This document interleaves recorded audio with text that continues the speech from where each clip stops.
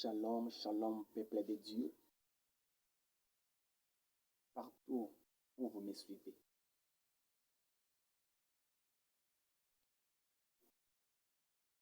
Nous venons encore une fois à travers la possibilité que Dieu nous a donnée pour transmettre la bonne nouvelle, poussé par le Saint-Esprit, comme la parole de Dieu nous dit dans 2 Pierre, chapitre 1, le verset 21. Donc, un serviteur de Dieu, c'est une personne qui est poussée par le Saint-Esprit. Parce que ce que nous transmettons, ça ne vient pas de nous, ça vient de l'Esprit. Nous sommes que des instruments que le Saint-Esprit, Dieu Tout-Puissant, est en train d'utiliser pour transmettre, pour sauver.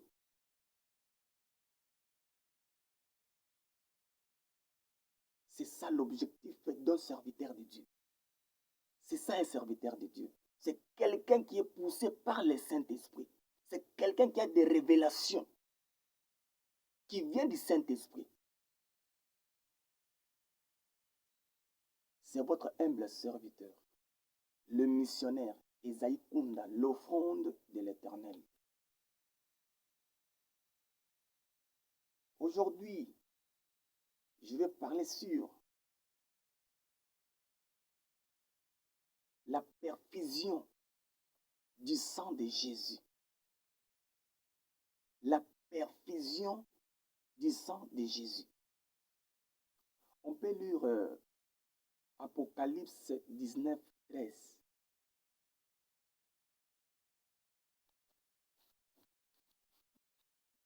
Apocalypse 19, le verset 13. Et il était revêtu d'un vêtement teint de sang.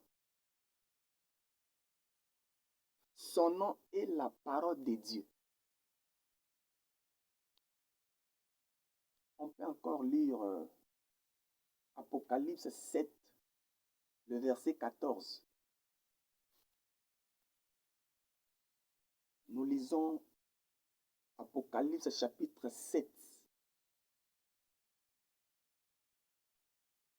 le verset 14.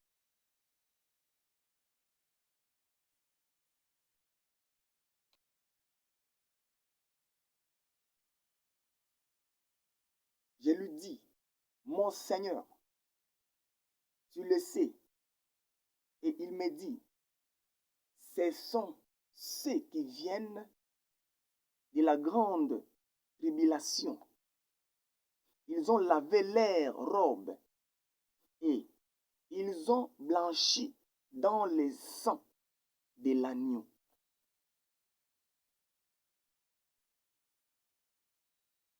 Bien-aimé,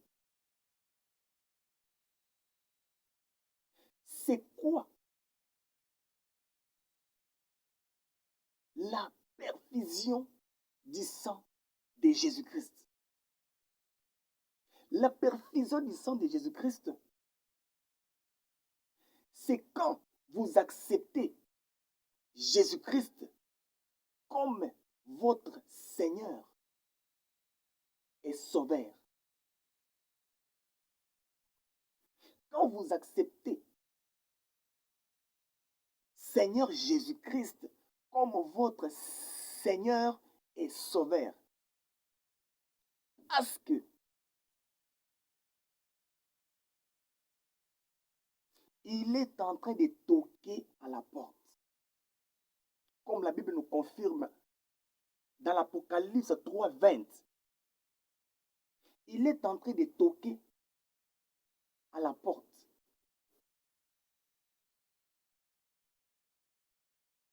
Si vous ouvrez la porte de votre cœur,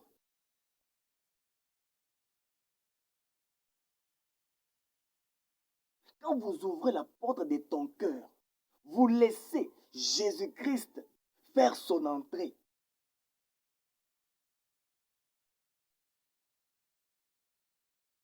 pour s'installer dans ton cœur,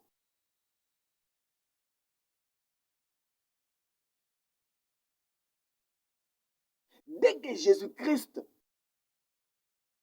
s'installe dans ta vie,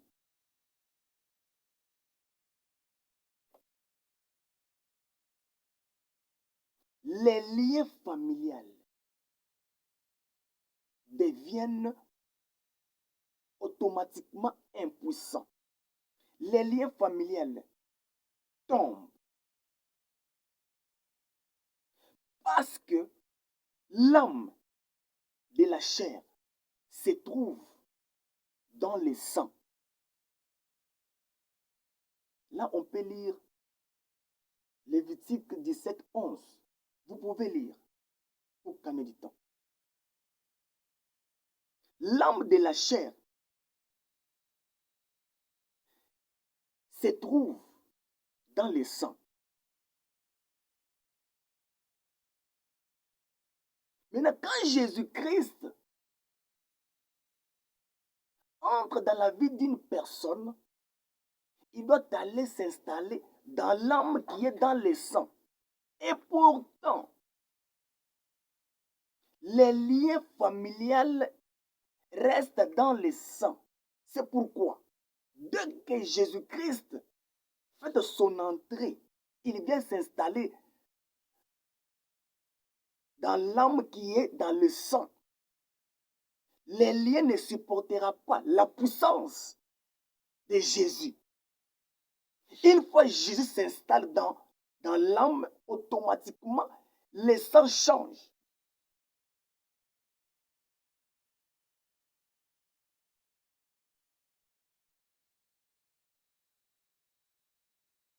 Bien-aimé, une fois Seigneur Jésus s'installe dans l'âme, et l'âme de la chair se trouve dans le sang. C'est dans le sang où se trouvent aussi les liens familiaux. Dès que vous ouvrez votre cœur, et Jésus-Christ fait son entrée, il vient s'installer dans l'âme. Dès qu'il s'installe dans l'âme, automatiquement, les liens tombent. Parce que les liens ne supporteront pas la puissance de Jésus. Nous prenons le premier point. Le sang de Jésus. Le sang de Jésus, c'est le sang qui coule sur la croix. C'est le sang qui a été sacrifié pour la réconciliation d'humanité avec la divinité. Vous pouvez prendre Colossiens 1:20. Confirme. Le sang de Jésus-Christ a été sacrifié pour la réconciliation d'humanité avec la divinité. C'est ça, le sang de Jésus-Christ. Le monde a été sauvé par le sacrifice du sang de Jésus-Christ. Le sang de Jésus-Christ a effacé tous les péchés du monde. Bien-aimé, le sang de Christ Jésus a effacé tous les péchés du monde.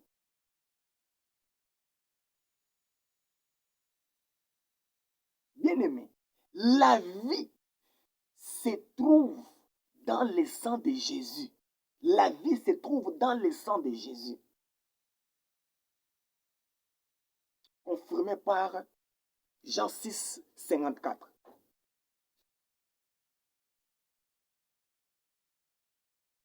Bien-aimé, toute personne qui n'a pas reçu Jésus-Christ dans son cœur, cette personne est considérée comme une personne qui est malade, déclarée par le médecin, il faut lui remettre le sang parce qu'il n'a plus le sang. Une personne qui n'a pas reçu Jésus-Christ dans son cœur, cette personne est considérée comme une personne qui est malade, considérée par des médecins. Il n'a plus le sang, il faut lui remettre le sang. Sur le plan physique, quand on remet quelqu'un le sang, le fait de remettre quelqu'un le sang, c'est ça la perfusion. Donc, cette personne, il a besoin qu'on puisse le perfuser, le sang, mais à condition que ce sang ait le même groupe sanguin que son sang. Parce que la personne qui est malade a besoin du sang qui a la capacité de le sauver. Et le sang qui peut sauver cette personne qui est malade, c'est le sang qui a le même groupe sanguin que son sang. C'est ça le sang spécial qui peut le sauver.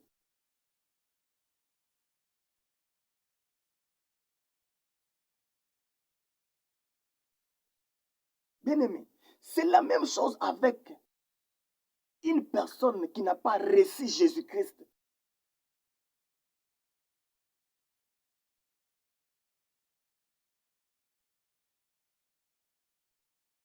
C'est la même chose avec une personne qui n'a pas reçu Jésus-Christ.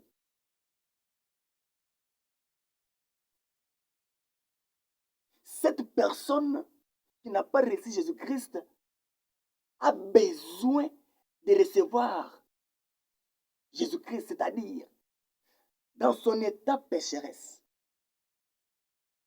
Il est l'esclave de l'incrédulité. Parce que le péché, ce sont les attributs de l'incrédulité. Il est l'esclave de l'incrédulité. Il est emprisonné. Il est en train de se lamenter. Il cherche la délivrance. Il est en train de chercher comment il peut sortir dans la prison. Ça demande qu'on puisse venir lui sauver. Pour lui sauver, ça demande un prix de sang. Mais ce n'est pas n'importe quel sang. Ce n'est pas le sang des taureaux. Ce n'est pas le sang des boucs. Ce qu'on nous dit en Hébreu 10, 14. Hébreu 10, 14. Ce n'est pas le sang des boucs. Ce n'est pas le sang des taureaux. Cet homme qui est dans un état pécheresse, bloqué, emprisonné, il a besoin de la délivrance. Et sa délivrance, ça demande un prix du sang. Ce n'est pas n'importe quel sang. Le sang qui a la capacité de les sauver. Le sang qui a la capacité de la racheter.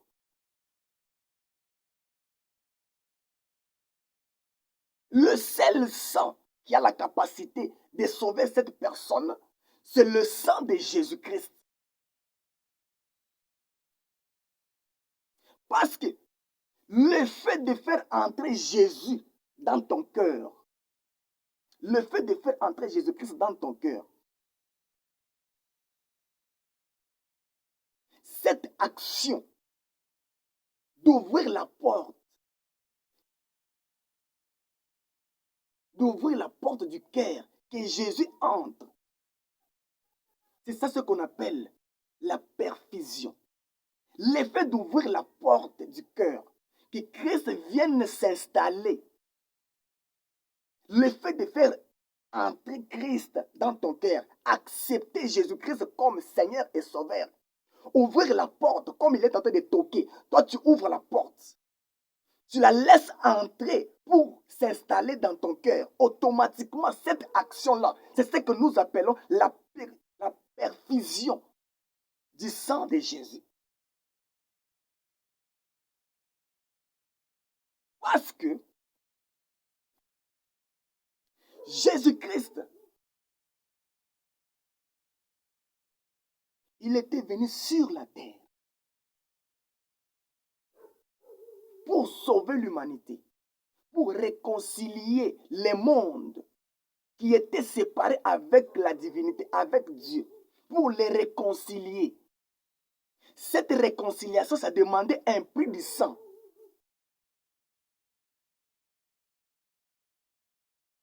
Mais par condition